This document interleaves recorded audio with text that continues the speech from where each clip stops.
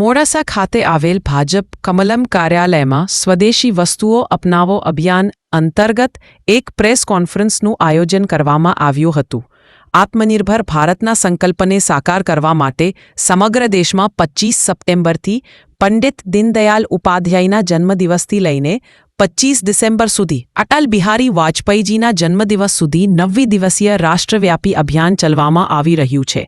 અરવલ્લી જીતેલા ભાજપના કમલમ કાર્યાલય ખાતે કાર્યકર્તાઓની મુખ્ય બેઠક યોજાઈ હતી, જેમાં આત્મનિર્ભર ભારત અભિયાન અંતર્ગત સમાજના વિવિધ વર્ગોમાં જઈ સ્વદેશી વસ્તુઓનો આગ્રહ રાખવા માટે માર્ગદર્શન આપવામાં આવ્યું।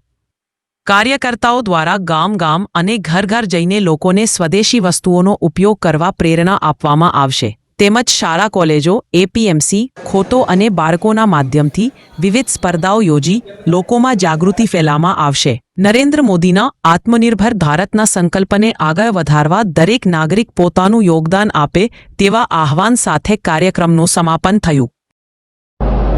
આત્મનિર્ભર ભારત અંતર્ગત સમગ્ર દેશની અંદર પંડિત દીનદયાલ ઉપાધ્યાયજીનો જન્મદિવસ 25 સપ્ટેમ્બરથી અટલ બિહારી વાજપેયીજીનો જન્મદિવસ 25 ડિસેમ્બર સુધી 90 દિવસનું એક અભિયાન, રાષ્ટ્રવ્યાપી અભિયાન ભારતીય જનતા પાર્ટીના માધ્યમથી ચાલી રહ્યું છે।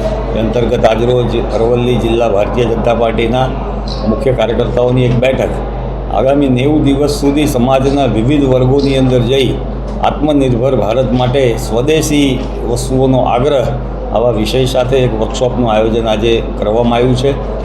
દેશની અંદર સ્વદેશીનો માર્ગ જ આત્મનિર્ભર ભારતનો રાજમાર્ગ છે।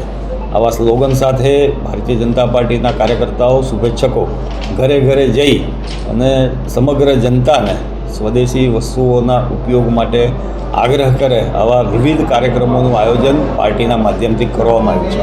આગામી દિવસોની અંદર કોલેજ, એપીએમસી, ખેડૂતો, બાળકોની અંદર વિવિધ સ્પર્ધાઓના માધ્યમથી પણ આત્મનિર્ભરતા તરફ કેવી રીતે આગળ વધી શકાય આ દિશાના અનેક કાર્યક્રમોનું આયોજન ભારતીય જનતા પાર્ટીના માધ્યમથી થયેલું હોય ત્યારે આપ સૌ મિત્રોના માધ્યમથી પણ અરવલ્લીના લોકોની અંદર આ વિશે જાગૃતતા આવે, અરવલ્લીના નાગરિકો પણ નરેન્દ્ર મોદીના સંકલ્પને આગળ વધારવા માટે પોતાનું યોગદાન કરે એવું આપ સૌ પણ સહયોગ કરો, આ તકે આપ સૌને વિનંતી છે।